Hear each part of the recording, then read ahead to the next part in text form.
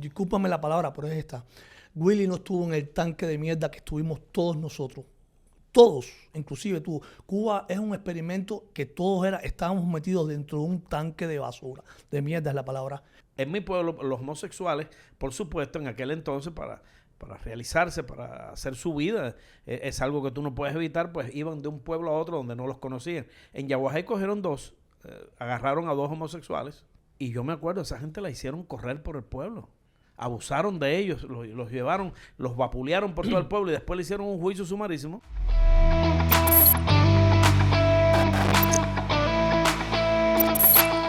Bienvenidos a otro episodio de Muy Jardón. Yo soy su anfitrión Luis y les doy las buenas tardes, los buenos días, las buenas mañanas, madrugadas. Cuando esté mirando este programa, los saludamos y preparen comida y bebida preferida, que vamos a estar hablando con dos personas muy interesantes. El señor Francisco Gatorno y Jorge Arronte. Vamos a hablar de un tema súper especial y yo diría que el arte del bien combinar los sonidos y el tiempo, eso es música, la madre de las artes. Por eso está presente el señor Jorge Arronte hoy acá. Vamos a hablar de música, vamos a hablar de arte y sobre todo vamos a hablar de nuestro país, vamos a hablar de Cuba. Claro. Vamos a hablar de ese momento que está viviendo Cuba ahora y de la Cuba que fue y de la Cuba que es. De esa censura constante, de esa mentira viviente durante 60 y tantos años en la ignominia que ha vivido el pueblo cubano. Y sobre todo, la incidencia que ha tenido la Revolución Cubana y su ideología en el arte y la música de un pueblo que ha sobrevivido a tanto esclavismo y a tanto abuso. Hoy tengo acá a Francisco Gatorno, bienvenido. Esta es tu segunda vez en el programa. Gracias. Y Jorge Arronte, músico, compositor, gracias, maestro. Lleva muchísimos años trabajando en el Canal 41 sí, y es dueño de una obra extensa de música. Nos conocemos amigos desde hace 30 años. Así es. Y hemos compartido vida y sentimiento acá en Miami. Ama a su país profundamente y a su pequeño San Cristóbal. Vamos a hablar, Arronte, cuéntanos un poco. Vamos a hablar primero del asunto de la música, de los avatares. ¿Cómo entraste ahí? Yo sé que tienes un hermano que tú dices que es mejor músico que tú, Charlie. Sí, Carlitos y Charlie Richard. Viví en México, en Aguascalientes. Bueno, yo empecé en la música así, a través de mi hermano, mi familia. Mi papá era el típico borrachín del barrio, con una guitarrita ahí más o menos, en los bares. Pero me entró la música a través de mi hermano, Carlitos, Charlie, Arronte. Cuéntame del pueblo de San Cristóbal, porque esto es importante. Porque mi novia era ahí de San Cristóbal. ¿Ah, sí? Es un pueblo... Sí. Bueno, en mi pueblo, San Cristóbal, había un combo que le llamamos, que era de... Polo Montañés de ahí también. Claro, ¿no? él es de Candelaria, pero bueno, él pero vivió... de ahí, músico. Háblame, por ejemplo, que había un grupo muy famoso en esa época. Un grupo famoso se llamaba, era un gordo mulato blanconazo, así que se llama Cheo Páez, le decían Pipa. Se llamaba el combo de Cheo Páez.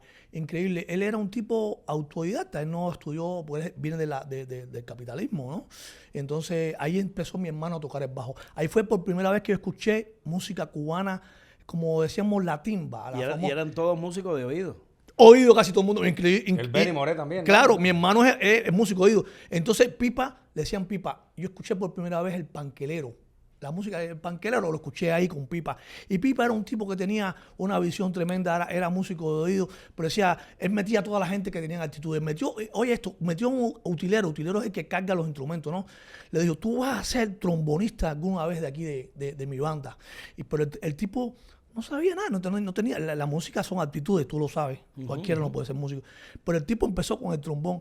Y eso, oye, escucha esta anécdota para que tú veas lo que es la vida. Muere Pipa a los años y entonces el tipo nunca pudo estudiar el trombón. Y entonces en el funeral, en la banda sonora, él está con el trombón y le dice a mi hermano, Carlito, agarra un poco el trombón aquí. Y mi hermano empezó a reírse en medio del funeral. Esto no es así, como yo voy a coger el trombón aquí. Entonces, pero el tipo quería ayudar al hombre, ¿entiendes? El Pipa ese era un combo, Luis, solo con él. Tú y yo hemos hablado de lo que es un combo. El combo era un sonido débil, aunque tú creas que no, porque antes en Cuba estaban las big band grandes de los 4 saxofones, 4 trompetas. Aquello era lo más lindo del mundo, la Riverside, la orquesta de Benny. Pero llegó quien tú sabes y mandó a parar, mi hermano. El saxofón era prohibido. El saxofón era un instrumento del mar. Muy americano. ¿Sí?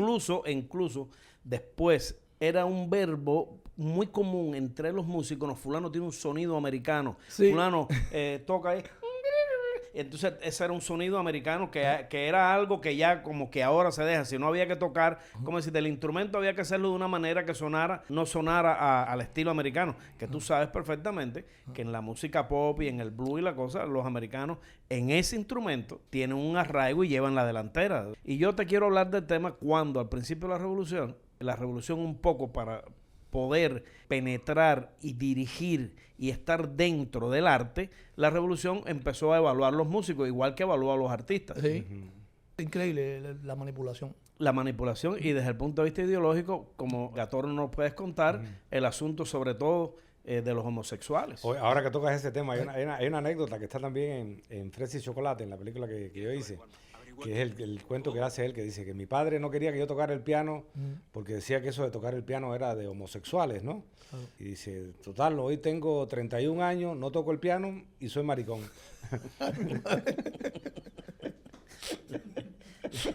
No tiene nada que ver una cosa con la otra. Y eso habla de todo el absurdo que hubo, retomando el tema de toda la cacería de brujas de los homosexuales, tanto en los músicos.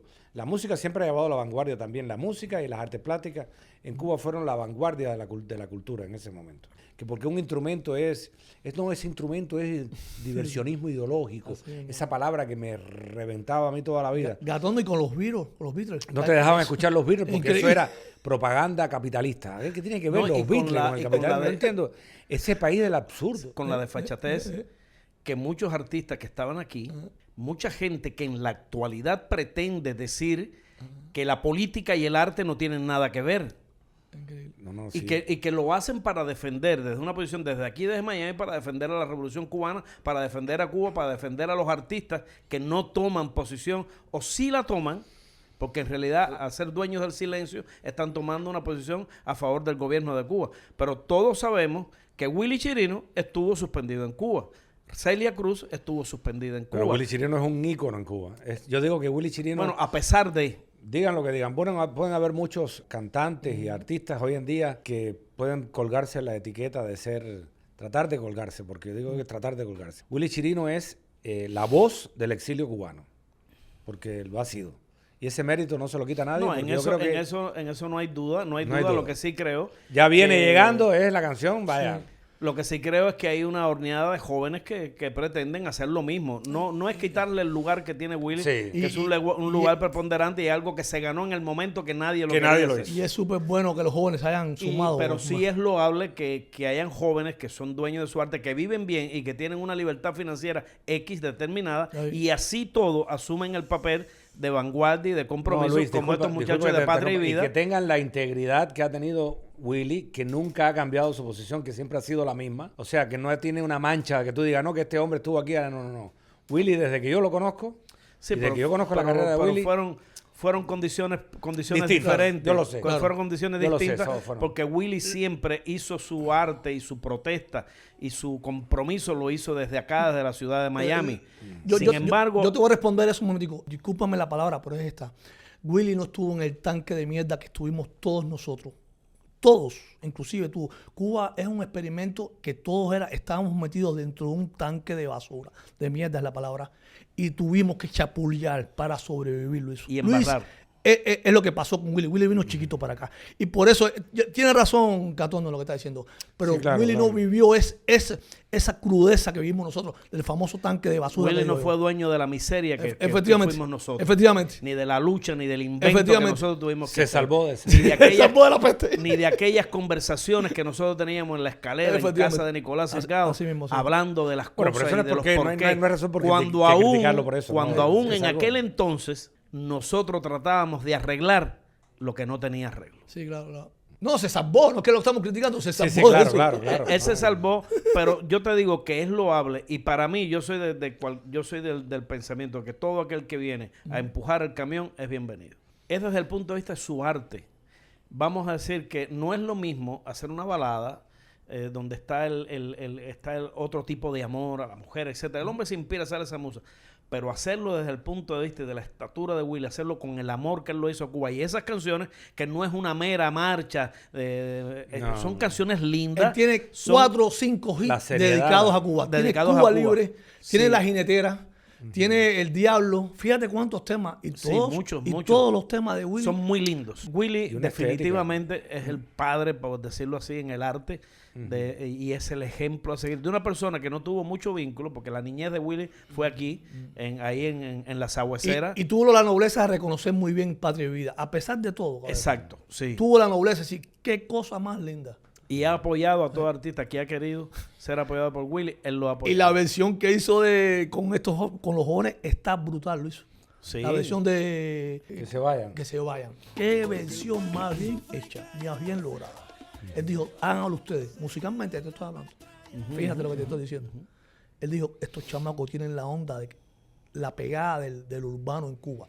Musicalmente, producción, háganlo ustedes, yo voy a meterme ahí. Estos países latinoamericanos que hoy se ven envueltos en temas de este tipo, sobre todo países que están agobiados por la pobreza, y que los comunistas y la influencia del comunismo y del socialismo tratan de hacerle ver a los pobres, o a estos países que viven en cierta miseria, de que la única salida hacia la prosperidad es el socialismo, es el comunismo, y es no de admirar, pero sí hay que mirar con cierto respeto la habilidad que tiene el gobierno cubano de sembrar esa ideología en esos países, y a pesar del descalabro de que ningún país comunista ha florecido en ninguna parte del mundo, son capaces de llevar a esos países la ideología comunista.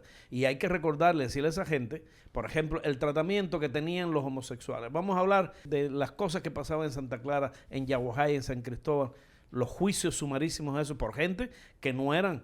Yo me acuerdo en mi pueblo, por ejemplo, los homosexuales, por supuesto, en aquel entonces, para realizarse, para hacer su vida, es algo que tú no puedes evitar, pues iban de un pueblo a otro donde no los conocían. En Yaguajay cogieron agarraron a 2 homosexuales, y yo me acuerdo, esa gente la hicieron correr por el pueblo. Abusaron de ellos, los llevaron, los vapulearon por todo el pueblo, y después le hicieron un juicio sumarísimo de 2 tipos. Yo me acuerdo, había un negrón ahí que era el juez, pero un juez que escribía banda con B chiquita. Así que no sabía poner la O con un tubo. Y estaba hablando ahí en nombre del comunismo, y los condenaron simplemente y los mandaron al UMAP.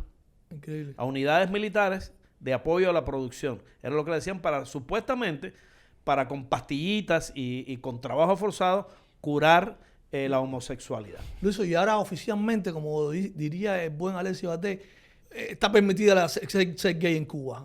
Tienes que ser gay en Cuba ahora. Ellos quieren revertir todo lo mal que hicieron, pusieron a la Mariela Castro en eso, para revertir aquello. Esa es una fantoche. Para revertir aquello.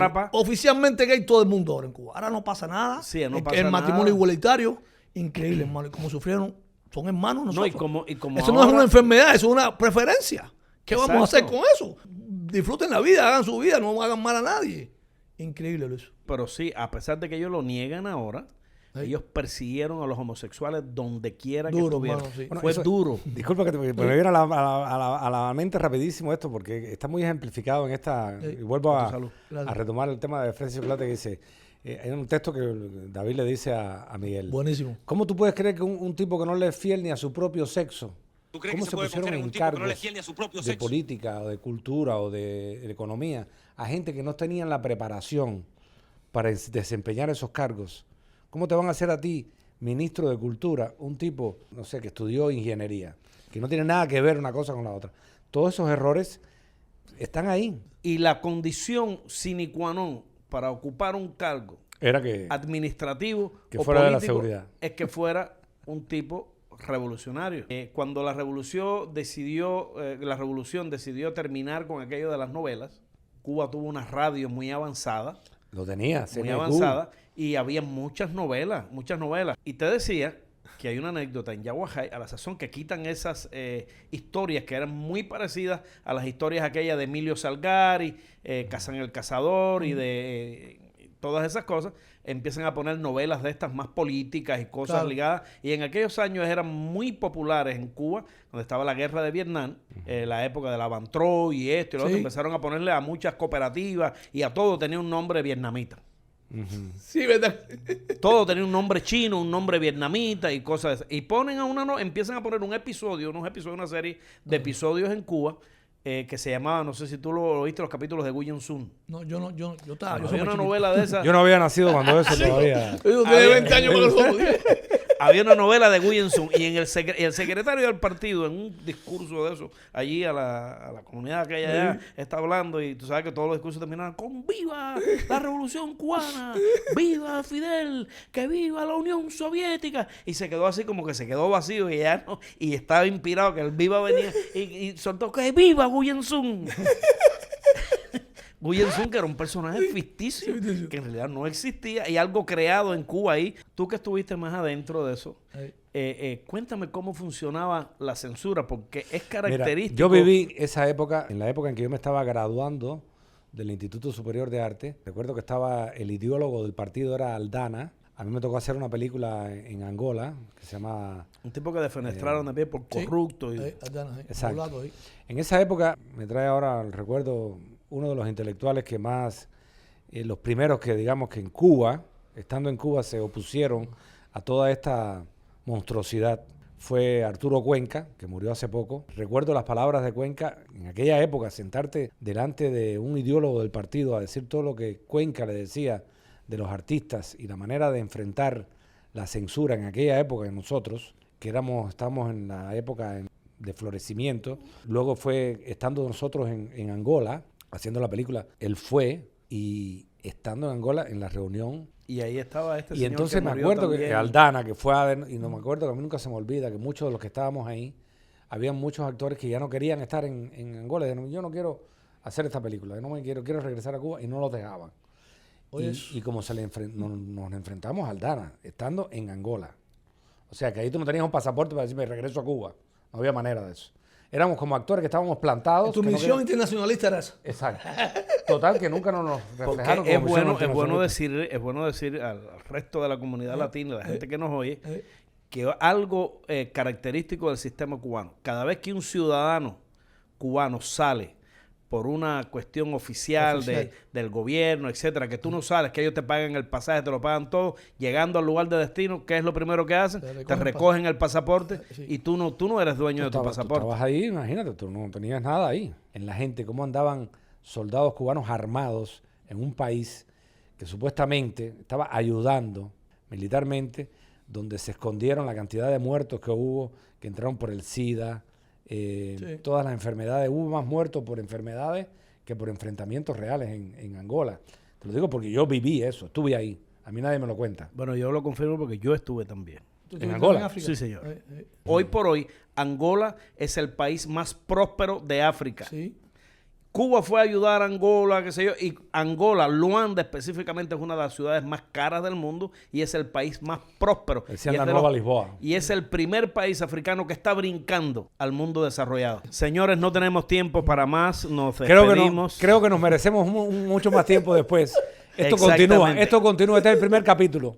Gracias, Gatorno, gracias, Arronte, por la oportunidad, sobre todo a mí. Yo me siento honrado, me siento agradecido. Gracias, no, te voy a cobrar con un facial aquí ahorita cuando salgamos aquí, que este es la mejor lugar aquí de hacerse tratamiento y rejuvenecerse aquí en Seduction Spa. Señores, síganos en Instagram, en Facebook, en Anchor, y nos vemos ahí en un podcast, como les digo siempre, dedicado a decir solamente la verdad. Muy Jardón.